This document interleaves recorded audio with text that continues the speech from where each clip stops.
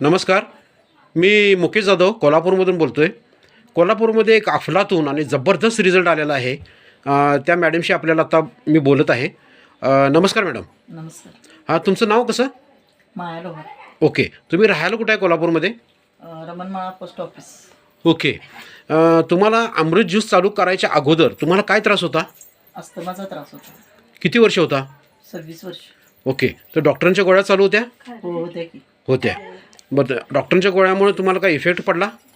नाही तेवढ्या पुरतच याचा फरक पडत होता.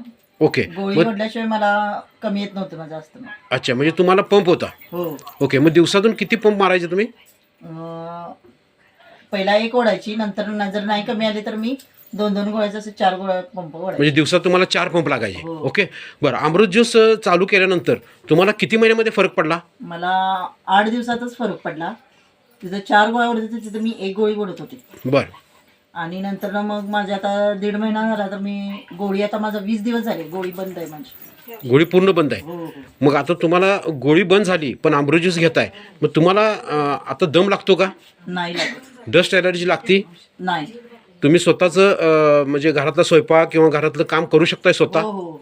पूर्वी हे जमायचं नाही तुम्हाला? जमत नव्हतं मला. हो. बरोबर ना? मग आता तुमच्यासारखा आजार तुम्हाला बरं झाला, मग बाहेरच्या ज्या लोकांना असाच आजार आहे त्यांना